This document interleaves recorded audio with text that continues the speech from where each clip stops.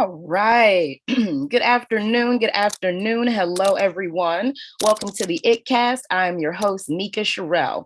Let's see. The ItCast is our community outreach podcast that increases diversity in conversations on health and sexuality. Through this work, we are creating a world where all people feel loved, honored, and respected. We have some upcoming events this season. The Chase is coming November 4th through 7th. You can learn more about the Chase at chase.pet. And we're going to go out and have a lot of fun, hanging out, kicking it in the woods. So come join us and all the other lovely animal people. All right. The Global Sexual Health and Freedom Summit has been postponed. We're bringing that to you February 4th and 5th, 2023. RSVP at sexhealthsummit.com, and you'll get information about the early bird tickets coming soon. Please reach out if you want one-on-one coaching with me. You can visit my link tree to book a free connection session so that we can get to know each other and see how I can help. Please ask us anything right now here on the show. Fill out our form if you like. You can be completely anonymous. Just pop your questions in and let us support. There we go. Okay. Also, get access to our bonus content. We have a lot of really yummy, really juicy, fun stuff that we put out each week. You get to hang out with our guests, spend some extra time with me, and just love the flow of the conversation. So you can find that at patreon.com/Nika Sherelle. Subscribe to this YouTube channel, share with your community, and now let's dive in. This week's topic is Real Talk on Aftercare. And today in the booth, we have Midori. Midori is an incredible trailblazing educator, sexologist, artist, rope master. All of the wonderful things. Completely one of my favorite people, incredible educator, super down to earth, co-director for Kink curriculums. So if you ever want to check out some of the work that she's doing around education, you can see that with the American Association of Sex Educators, Counselors, and Therapists. Also, check out the other books she's written, which are Wild Side Sex, Master Han's Daughter, and Silk Threads. Love, laugh, and enjoy her special online classes. Check out her Patreon, Planet Midori. Patreon.com, Planet Midori. Subscribe and support her next Shibari book and the rest of her work. Hi, Midori. Hello. Well, I'm excited about being my first time with you here. So this is live, yeah? This is live. Okay. For those of you all who are watching or listening, please interact, because it gets weird in the little square talking head life. Yeah. Yes. All right. So let's go ahead and dive into the conversation. Tell us a bit about yourself and why you're doing this show. Okay. So, well, first I was born. No, I'm kidding. I am a sexuality educator. I'm going to be a bit more specific on that I started by being a grassroots, peer-to-peer, safer sex, smarter sex educator in the early 90s when I first arrived in San Francisco.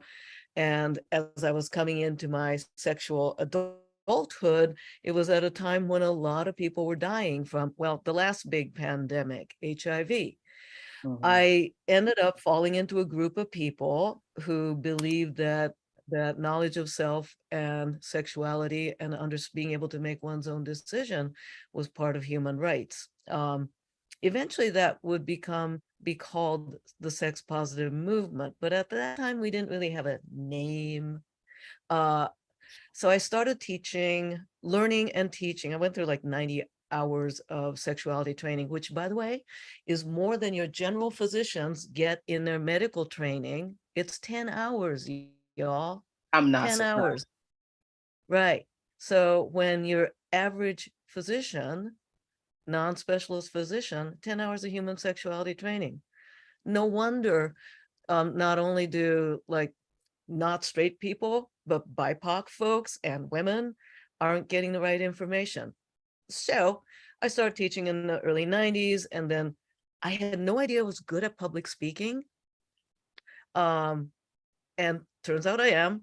I'm from Japan, so I come with a little bit of a different attitude around sexuality. And when I'm nervous, apparently I'm funny. So I capitalized on that. I ended up teaching more and more in the late 90s. And in 2001, I went full time. Now I actually produce events like the 3-day intensive for women, ForteFemme. That'll restart next year. We're on a COVID pause. But I still teach ongoingly online, even in this weird world, in my little Patreon corner, as well as other places. And I write books, and I have the absolute joy of getting to train therapists, counselors, and other helping professionals through the Sexual Health Alliance now. Nice. And my work has been, I am so delighted that my work has been recognized by the Effing Foundation and the Sisters for Perpetual Indulgence. I feel very validated. Beautiful, beautiful. And thank you for creating that. I was like, I should just read the bio verbatim because you're incredible. And it's so stiff. I hate writing. Like, yeah. Essentially, I've now stepped into like auntie role. And I think for many of us, Pacific Islanders, Latinx, etc., there's a whole like auntie thing, right? Yeah. Do white people have aunties? I don't, my Jewish friends. I have aunts and aunts. That's what I have. Yep. I have aunties. Yeah. And so it's nice being able to step into the auntie role, because that means I can be full of opinions. I mean well for you, but you can completely ignore my suggestions as well. Oh, I love it. I love it. I have gotten to see you speak a few times, as I'm sure many of our listeners have. And you're absolutely like the public speaking is incredible, and just the down to earthness. Like, I love the way that you're fully engaged and like you play with us. Like, like it's not like but yeah, like we really get to play together, which is exciting. Tell me, you mentioned you have a different come from around sex being Japanese. So yeah, I want to know about that. So every culture has its own sexual social construct as well as baggage. Judeo-Christian folks, Judeo-Christian and WASPy folks, their own baggage, right? US, kind of a lot of sexual shame and guilt, even more so than like Europe. I mean, Northern Europe is Scandinavians, but enlightened. But, Americans, we have our hang up. On the other hand, in Japan, right, different set of hang-ups. There's not the God thing, right? So I talk about shame and guilt. I've got a humiliation play class. I talk about that, but think of shame and guilt as shame as horizontal, guilt as vertical. Guilt is that there's that omniscient big guy, always watching, always judging, always knowing if you're naughty or nice. Wait, that's a different big guy, other big guy. The one in the robe, not the one in the red velour suit, right? Yeah. So perfect, kind of. But the one in the robe doesn't give people annual gifts, so I don't know. Anyhow, the big guy's always watching and always judging, and that idea that there is a concrete set of virtue and righteousness. Right. Whereas in horizontal-based culture, or in other words, shame-based culture, and these are my terminologies, so if you're a sociologist or philosopher, I may be using terms differently than you do, but hopefully the contents will be similar. Just ideas I developed on my own here. Shame, horizontal. So the authority lies in not a concrete, permanent, supernatural being, but rather social harmony. And are you fulfilling the roles, obligations of your role? So it is not I'm Midori, but it is I am teacher who Midori. I am wife Midori. I am mother Midori. And under those different, or I am sex fiend Midori in a sex club. These are different behavioral expectations. And if I were to behave outside of my role in a context, I would make other people uncomfortable. and that's shame. Shame and guilt both are oppressive in different ways, and yet they're also glue of human society and how we learn value systems. So we can't just throw guilt and shame completely out the window, but it's like anything. It's like food or sex. There's a point in which it becomes toxic or harmful. Right. You know, if I looked at you askance, because, okay, so like, make at me, if you looked at me askance because I dropped a tissue on the ground and kept walking, and you looked at me and I'm like,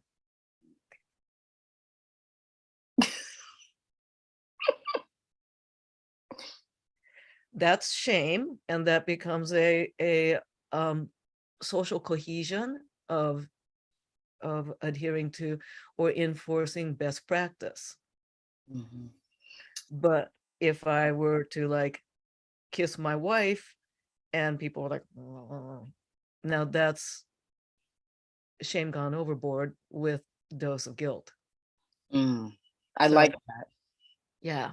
Yeah, I like the way you created that. I do a lot of work around shame and empowerment, and it's absolutely true. It's not, like these aren't things to throw out of the window, but having a healthy relationship with, yourself and the world around you requires you to engage in these two concepts differently.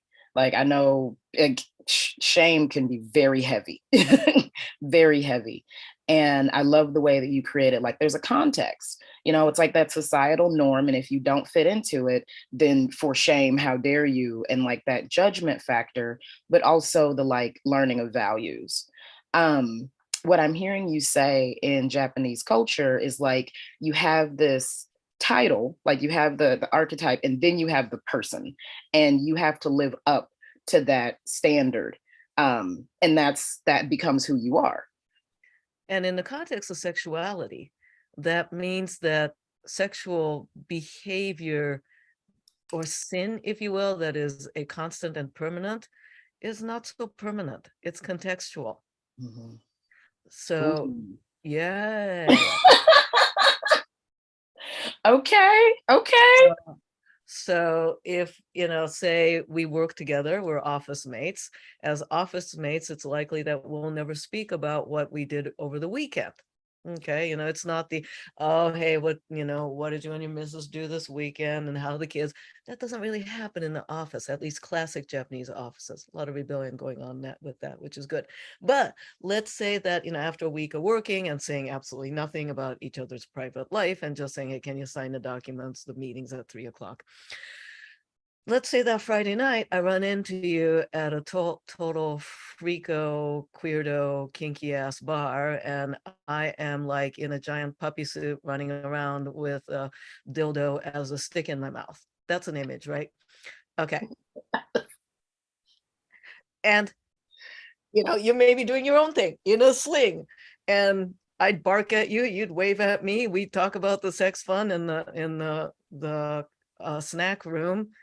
And then we go back to work on Monday and say nothing. That sounds like here. At least some of the time. That is great. Oh, yeah. That's great.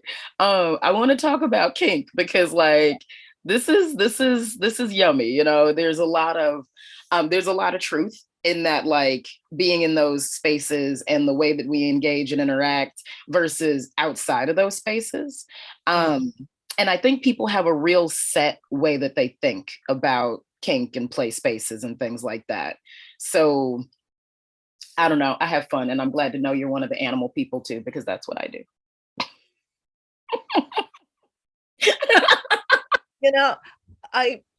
I don't know if I quite go the animal route, but I certainly have weird creature representation and archetypal entity that I step into. Well, and so I do pet play, and basically like that's stepping into the headspace of animal. It could be any varying, all that jazz. So yeah, like, and there's a lot of different nuances to what people relate to. Go ahead. It is also profoundly ancient. That makes sense. That makes a lot of sense. Ancient. That as the sun sets, as the fog comes in, as the darkness of the forest encroaches upon the fire of our primordial camp, that for some, they're called upon and feel kinship with the howls and the howls and the yelps, and others feel some kinship with the hoots in the branches, and others would like to go into their, little leaf-covered den and hibernate. I think there's something incredibly primordial about it, and this magical realist and archetypal transformation has been with us. Yeah.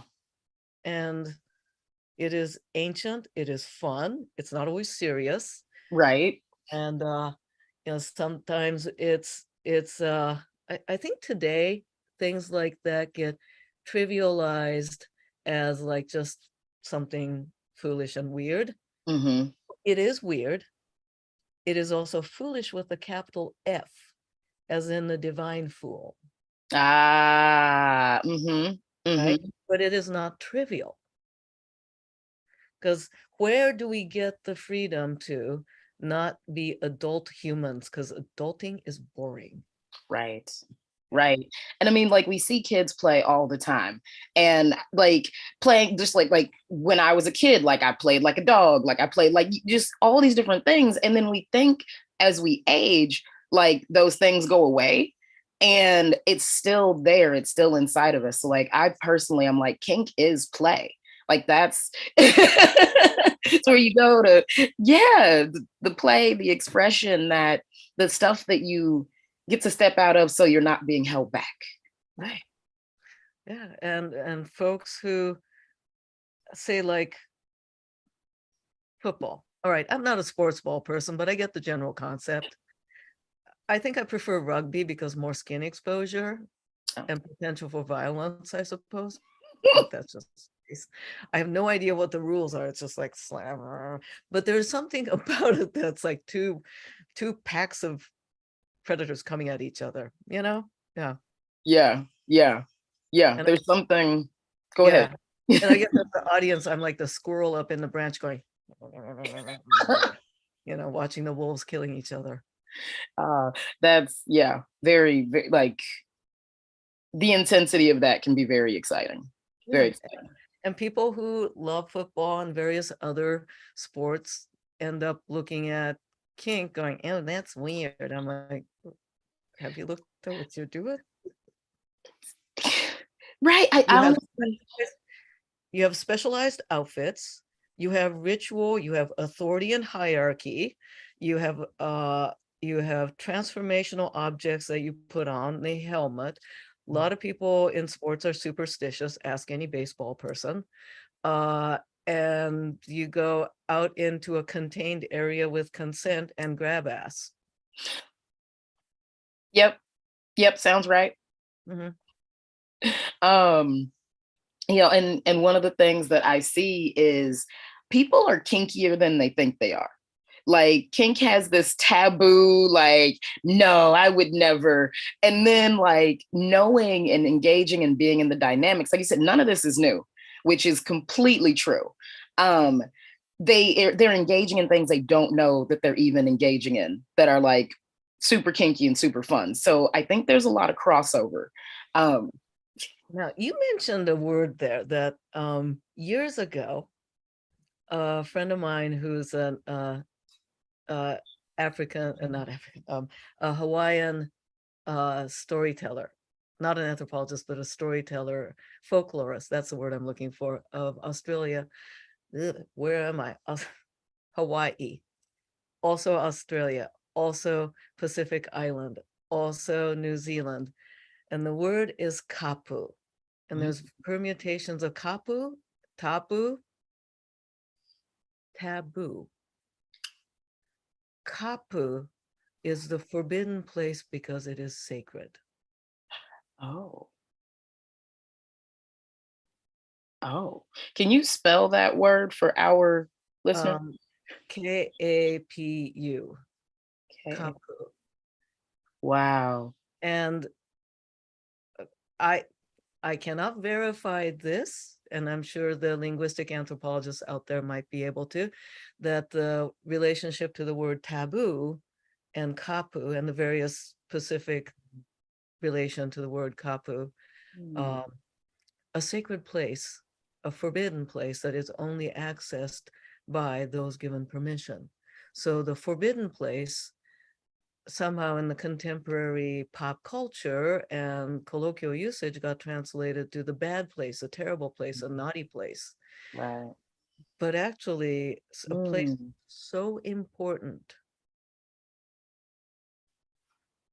That makes a lot of sense. Like we hear words like, forbid and forbade, like, don't do these things. And that layer of badness, like, the bad that we put on it completely shifts the way in which we relate to it. So I love what you're saying about like the sacred aspect, because there's a lot of things like you don't do because they're sacred, like there's something treasured in allowing that to be something forbidden.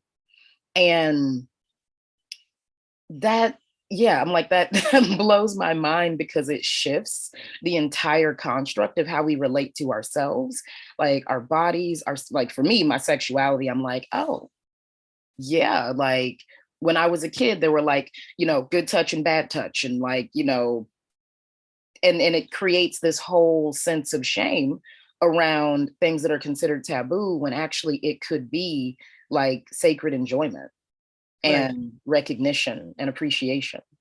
That, so for example, whether as a child or a young person or as an adult, if say I am getting the bad touched, right? The bad touch, as you were saying, it's not that I am bad, that it is that something important and precious and sacred has been disregarded. So a kapu or taboo was broken. It's not me, it is the violation. I feel violated. They are the ones that have violated.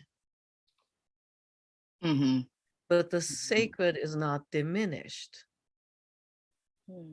With resiliency and with knowledge, the sacred can be made whole or something close to whole again. Wow. Ooh, I love that. Yeah, and the thing too is there are certain taboos that, if broken, or violated, there are consequences to those who step into violating. So yeah, let me tell you, if somebody violates my bodily autonomy, they will have consequences. And I will deal out the sacred. Meet this. The sacred ass whooping. You love it. So there are a couple of things that we're like, okay.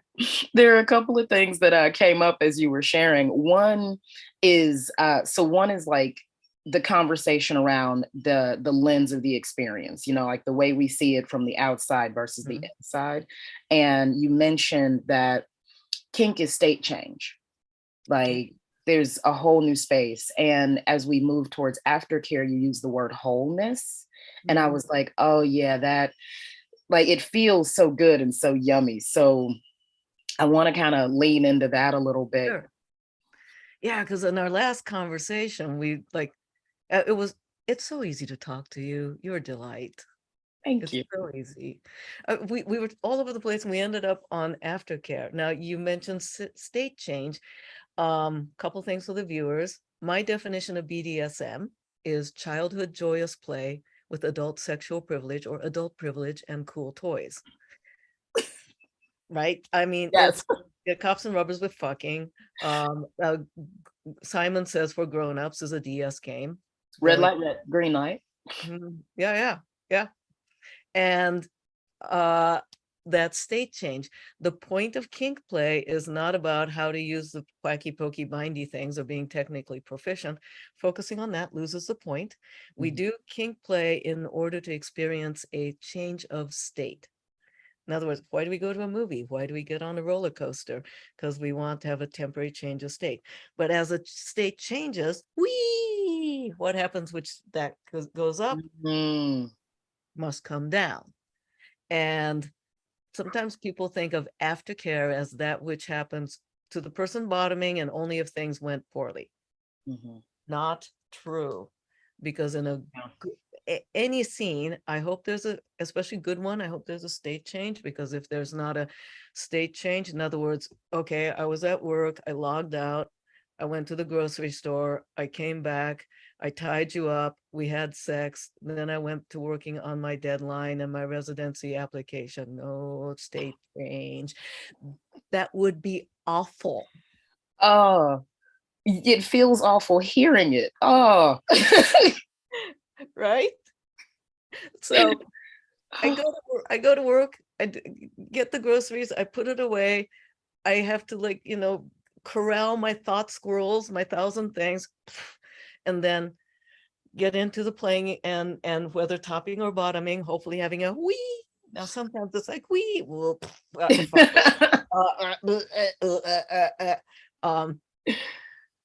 So just imagine that graph of mental, emotional, physical states of arousal or change of state. Yeah. And the higher we go, the further we drop. What happens then? And if I try to go right back to work? No. Too frazzled, too shaken. There's all kinds of things going on. Yeah. When you said I thought about like a swing. Like kids, like you go up, you have that yummy belly feeling, you come back down, and it's like that whoosh. Can you define, it's like, okay, first off, I think a lot of people think aftercare is cuddling, especially like inside of the world of kink. But in general, can you define aftercare for like all of our listeners? Here's my definition of aftercare: is that which each individual, all the individuals and each individuals require to achieve equilibrium. That which you need to achieve equilibrium. So your aftercare, my aftercare, their aftercare is going to be different, because what do we need for achieving equilibrium? In other words, and then be able to come back to your everyday. Coming back to the everyday is important, because if we try to maintain the high point and stay there, depletion. And we can't sustain that. If we hit the low and not given an opportunity to become whole or to achieve equilibrium, it's like a mental emotional hangover that doesn't go away, that's paired with guilt. Yeah. Yep. Yeah. I was like, you just described bipolar. Like it's just that like super, super high versus the super, super low. And like no, like the drop is hard. Like it's hard. No, go ahead. So the cuddling thing, the blanket talking, that somehow got passed along as good aftercare. But is it good aftercare if my skin is so sensitive that you touch me, I just like freak out? Or maybe I need quiet, and you think that I need to be talking, and if I'm not talking and I'm quiet, there's something wrong with me, and maybe I'm having a bad time. No, I'm just that is so real. Oh wow. Okay, so I do want to talk a bit about how drop is like, it is inside and outside of kink. Like we talked about non-kinks, we even talked about like marathons and like all these different things. And just a quick side note, I had a partner who, like exactly what you said, like not like hot, needing some fresh air. Like the whole idea of cuddling is like constricting. Yeah.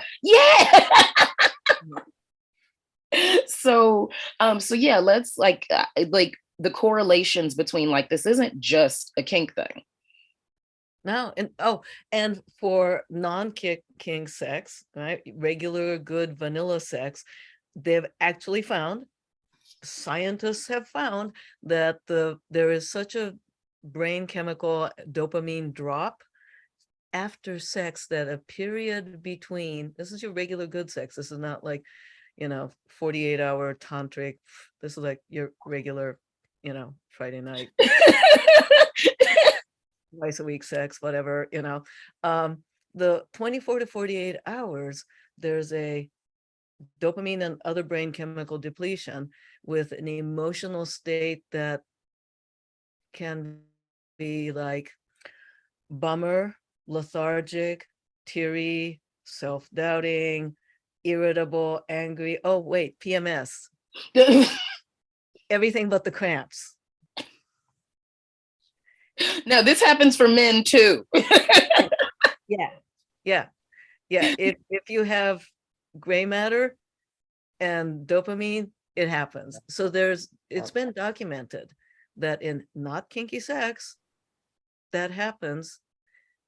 And with kinky fun, whether there's sex in it or not, by the way, Right. that recovery, the depletion and recovery, think of it that way, right? I mean, we don't ask people to run a marathon to go right immediately after and go into work. No. But yeah, it happens for sports. It happens for regular good sex. It happens for after a conference. I mean, I'm going to Sex Down South, great event. Fantastic event. I'm going to be there 4 days, and there's this thing called con drop. And for those of you who are watching, it could be like your professional conference, like a realtors conference or a writers conference. It could be a yoga retreat. There's this thing called a con drop, and it feels like PMS or a minor depression. This is normal. And yet in today's 21st century, mostly American culture, Japanese really bad too, there's this expectation that you have just, you should just be able to go right back to work. Right. Ooh. Okay. So I do want to highlight in the space of aftercare, everything that you were describing there is that, like, you've used the word, but that is called drop. Like that yep. Down the roller coaster. And what just clicked for me, which is kind of a really strange correlation, but when you're coming back from vacation and you're like, no, but I loved it. And then I need a vacation from my vacation. Which is not going to necessarily fix it, but like that actually it's real. When I come back from events and speaking engagements, it's like I need at least a day, like minimum, to reset and balance and have some deep breaths. So it's it's really, really fascinating, that experience, and see how many things it touches. We have a question. It says, do you think this kind of drop is more common in our tech world than it was before? Good question. I'm going to give an almost answer. I don't think it's necessarily the tech world. I think it is about 21st century capitalism and the expectation of labor force as a widget. So I don't think it was just for the tech. I would also think that in its days of industrialization. Now, are you familiar with Charlie Chaplin's movie, The Modern Times? No. Take a look. It's a beautiful black and white silent movie about Charlie Chaplin ending up working at a factory. And then his motion of making things, just he can't leave it, and he walks through every day. And there's also that scene with Lucille Ball at the candy factory. Yes. Sorry. I definitely watch every episode of that. Yeah. Multiple times. Yeah, it's get back to being productive. And now what's happening, and not just tech, if you're, say, an Amazon warehouse worker, Mm-hmm. you're monitored by bathroom time. Yeah. Yeah. This does not account for system recovery. And I do my women's intensive, and by the way, when I say women, it's women identified. It's just I don't have the whole paragraph in a title to explain, not cis guys. I can't say Forte, not cis guys. Doesn't quite roll off. Not the same ring. No. In ForteFemme, I encounter people who want to be, who expect themselves to be super in their career, super parent, super partner, super giving in their community, in activist, and super everything, and they're super fit and super great diet, and then they're super fucking tired. Yep. Tired, depressed, lonely. Same phenomenon. I am a I am a devout atheist who is very curious about human religion and history. I think there is a point to the Sabbath. Mm-hmm. Take it too far and it's annoying, but a point to the Sabbath. Yeah. And it's funny because I am absolutely a workaholic. I work all the time, but I love my work. But I do have to, like you said, stop and rest. And at the first lesson in ForteFemme is I define aftercare. Everybody gets to have aftercare, whether the experience was good, bad, or otherwise, and that plan your aftercare or your equilibrium adjustment recovery period in advance, knowing that you are human, not a widget. So, hey, ForteFemmes, on Monday, because ForteFemme goes from Friday 3 in the afternoon to 6 o'clock Sunday without a stop but sleep. Gonna have to do it. Like drill sergeant in high heels.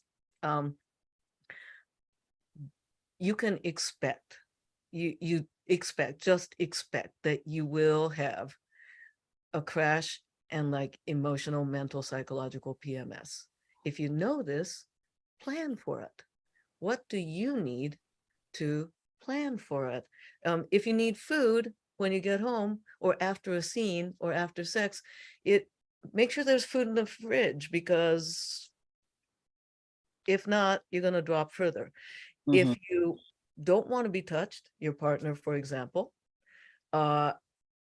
mention that in advance, because if my person doesn't want to be touched and after the scene I want to love on them and they look distressed, you know what, it's going to spoil the sense of their memory and experience of the scene.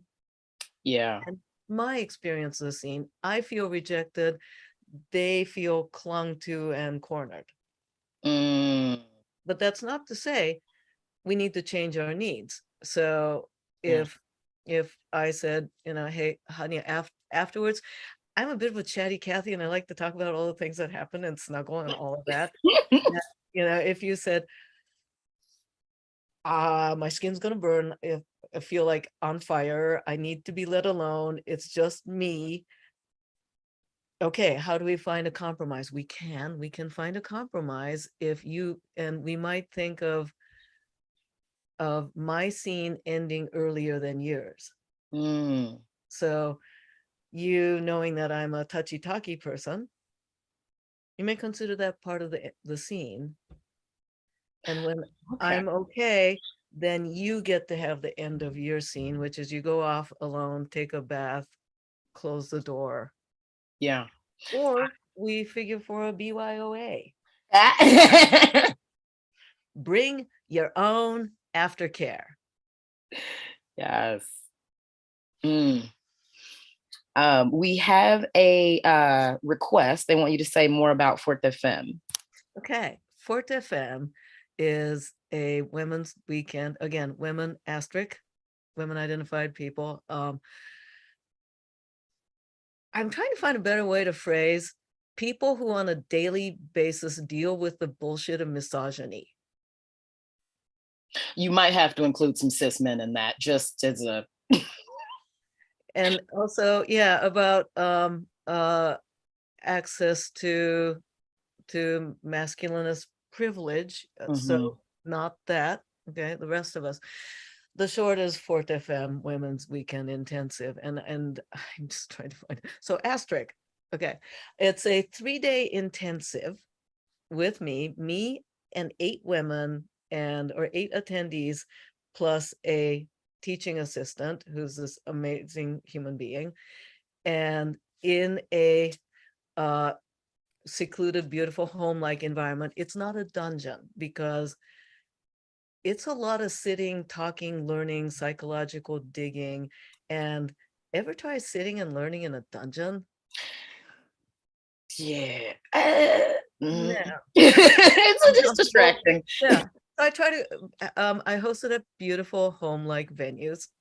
The beautiful place I rented in New York, and I do this in New York and San Francisco, is a gorgeous Flatiron District 3-bedroom flat, but COVID, they went out of business. So I think it's now a condo.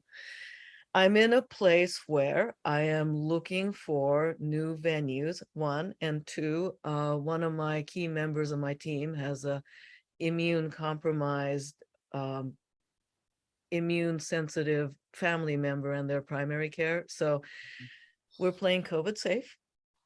We'll return next year. I would rather deliver an exceptional weekend for everyone with safety rather than rush it. It's worth waiting. So here's what happens. You check in at 3:00 on Friday. You get class work starts then, and psychological, emotional, theory, and a little bit of the physical technique. Why a little bit of the physical technique, the wacky pokey bindy thing? Because there's plenty of resources for that now. Yeah. It used to not be, but there is.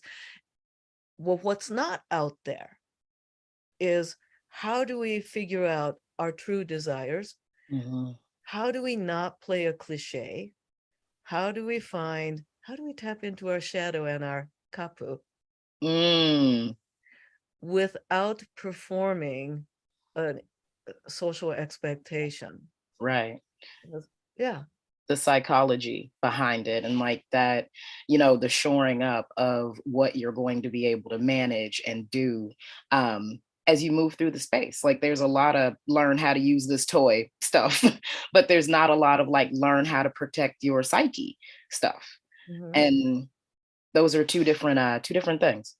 And how to recognize when we're internalizing cliches. How to recognize and not erase ourselves in space. Ooh. Yeah, you mentioned, and it reminded me of communicating, like being able to communicate. And earlier, one of the things that popped up is like, know the rules of the game before you start to play. Like, especially regarding aftercare and any other type of, personal sexual engagement or any form of play, like you have to know the rules to win the game.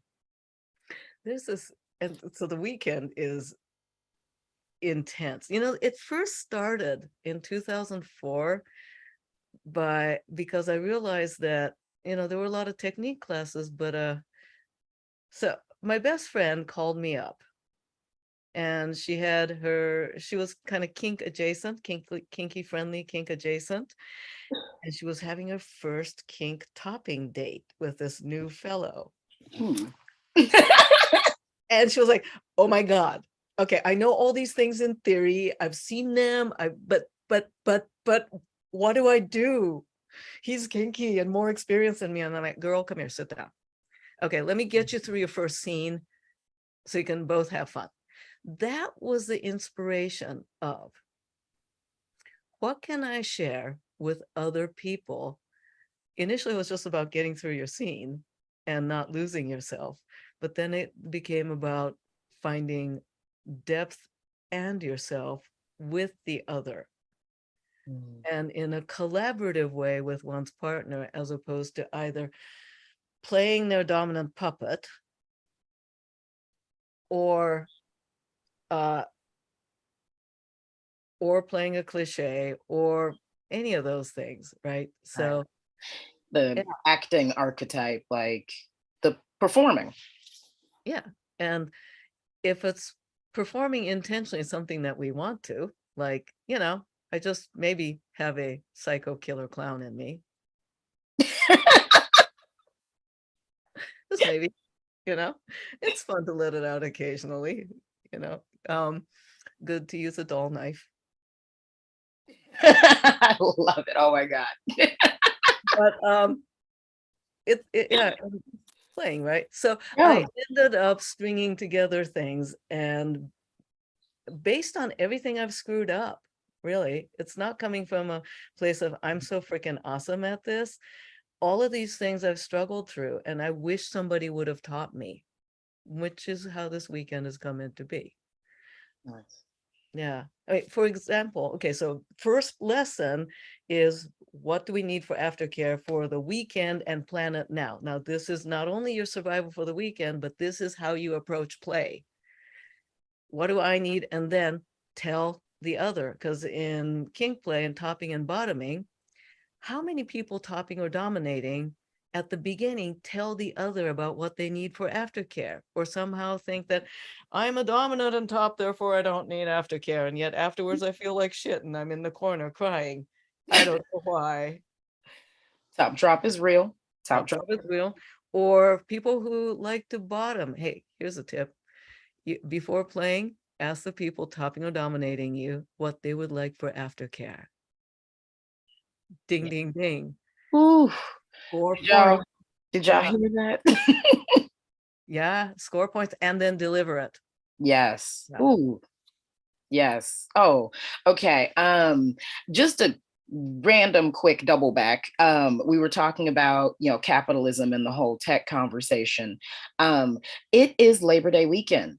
And one of the things I wanted to point out is that the weekend is actually a civil rights revolutionary act. Like, we actually had to stand up and fight to have a weekend.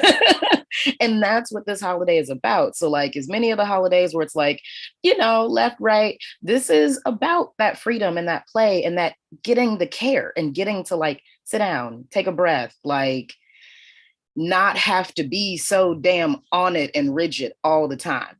And so I wanted to highlight that because it's quite sacred, like, own and enjoy your weekends. Workaholic myself, never took weekends never. I actually tell people I worked through New Year's one day, like 1 year, like the entire countdown. I was working on a grant application. I finished the application at 12:02. Like, there we go.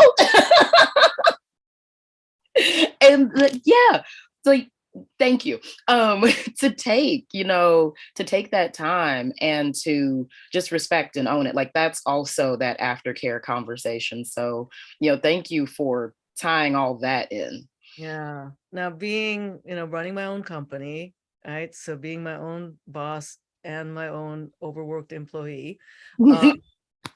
I also realized that the 9 to 5, the weekend model doesn't always fit. So last night, I took a movie break with my wife to go see a movie that I didn't think I liked, but I loved it, actually, 3,000 Years of Longing. Yeah, good storytelling. It was really sweet. But afterwards, I went back to work because what I needed was a rest in the middle of the day. So I realized that I don't have to fit the 9 to 5 model, which I tried, and then I would get frustrated. My work, rest, sleep cycle, I had to figure it out. Oh, I know we're coming up to time. There's a couple of art things I want to talk about. Oh, okay, go. Okay, so this connects with kink. All right, so Seductive Art of Japanese Bondage, this book, I wrote that, wow, now 21 years ago. There are people now that are playing with rope bondage that are younger than my book. And your book led the way.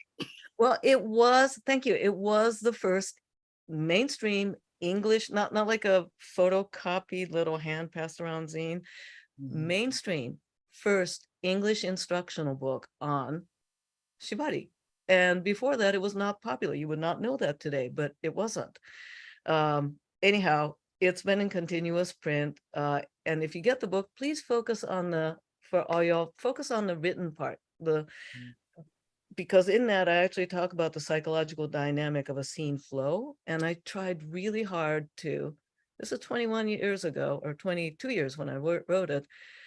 The models, the photos are diverse in age, size, orientation, which was not the norm, and sadly still not the norm. I tried we didn't have the word gender neutral language, but that's what I was trying for. Love it. Yeah, and so you'll notice that both characters, I have a top bottom character. I tried to keep neutral. Anyhow, I've been writing a follow-up book on it, and I'm so analog. These are my chapters. Oh my God. Yeah. And the manuscript. There's a manuscript. There's going to be a monthly release now of chapter through, yes, monthly release through Twisted Monk blog. Oh. End of this month will be the first article. So if general public, all y'all will be able to read that through the Twisted Monk blog exclusively. For those of you who are patrons in my Patreon at a $5 level of above, you will also get a preview on that. So I'm going to put that out like a day before. But Twisted Monk, every month, going to serialize chapters of my book. Wow. Wow. Oh, that's exciting. Okay. Let's make sure that we get that resource in the chat, as well as, of course, the link to your Patreon. And give me a second. My system is not going to die. There we go. So that's one. Okay. And so stay tuned for that. I'm very excited. This is also, and what I'm serializing is not necessarily going to be what ends up in the book. This is a field test and also get people excited. The first one is going to be on language and shibari and not culturally appropriating. Thank you. So I'm gonna address that straight on, but in a fun way. Next good news is the amazing Madison Young is back in San Francisco and opening an art gallery. Opening this month. Okay. Yes, it's an art gallery for queerdos, BIPOCs, kinksters, artists, and they're launching it this month. And I just delivered 11 beautiful large photos that I took about 15 years ago, masculine rope bondage imagery. So that's happening, and they're doing a big fundraiser party with it's like a high protocol dinner with the ticket price is high because it is a fundraiser, but it's going to be a good event because she's amazing at that. But we're going to have this amazing new gallery in the Mission. Oh my God, I love that, because there's been a lot there culturally, politically, art-wise, y'all. Also, please name the gallery again, just so that we can have that. The name is tentative, she told me. Okay, it's currently called The Arbor, but if you follow Madison Young in social media, etc., she will be announcing the official name. Currently, it is called The Arbor. It might change, but yeah, just stay tuned to Madison Young's shenanigans, and this is very exciting, and it'll be opening in time for Folsom Street Fair. Yes. Yep. Excellent. And then that's September. In October, one of my artwork, because I also do installation and performance art. My artwork around the internal and externality and the trials and tribulations of being a femme of Asian diaspora. I have an installation on that called Kimono 2 that has been accepted by the Kearney Street Workshop for their 50th anniversary show. Kearney Street Workshop is America's oldest Asian Pacific Islander focused creativity workshop resource and gallery. That's exciting. Actually, I can't wait to see that one. I'm gonna figure out getting into these spaces, and this is like the launch of the leather season. So anyone out there who is inside of the community, please check out the work, check out the events, enjoy the fun. And is there anything else that you want to share before we wrap up the show? Oh, I have a new exciting class coming up on the 18th of this month, Sunday. Foundations of Feminine Dominance, Archetypes of Desire. In other words, how to be able to identify, give you some tools on how to identify what you're hungry for, your archetypes of desire for that scene. Not a permanent identity. Tonight, this moment. Yeah. Maybe different than tomorrow. Yeah. So that's coming up September 18th. Archetypes of Desire, Foundations of Feminine Dominance. That's open for all genders, and whether you are topping or bottoming, I would encourage you, and for those of you who like to play with powerful feminine embodying people topping you of any gender, it's always good to teach, to learn from the bottom side too. Oh yeah. Oh yeah. Yeah, I think that was kind of a rule when I started in this community a little over a decade ago. Yeah, that's powerful. So, okay. Thank you, everybody. Thank you, Midori. Thank you, thank you, thank you. This is wonderful. Like, I love getting to talk to you and getting to share with everyone your knowledge and just the power of what you bring to the community. So thank you for being on the show. Thanks for having me. Happy to be back anytime. And then everyone out there watching, thank you so much for joining us today. This is the ItCast, Real Talk on Sex, our community outreach podcast that increases diversity and conversations on health and sexuality. Definitely check out our events coming up this season. Midori just listed a lot of really cool stuff that we're going to have in the chat for you so that you can follow up and see what's going on. We also have The Chase coming November 4th through 7th. You can learn more at thechase.pet, and you can kind of hear in this episode a little bit more of what that's about. And then the Global Sexual Health and Freedom Summit is coming February 4th and 5th. And this is a global conversation where we're expanding what it means and like how we operate sexually in the world so that we understand and know each other at the very least. And I learned some stuff. You can learn more and RSVP at sexhealthsummit.com. Get one-on-one coaching with me by visiting my link tree and booking a free connection session. Thank you for your questions today so much. If you ever want to submit anything in advance, we have a form for you. You can go fill it out, be anonymous if you like, and play with our guests. Also, bonus content. So go sign up for my Patreon, sign up for Midori's Patreon, subscribe to everything that we're doing and creating powerfully for you in the world. And, allow this work to just keep on happening. Learn more about our work here at theitcast.com. Subscribe to this YouTube channel and share with your community. Thank you so much. And we will see you here next week.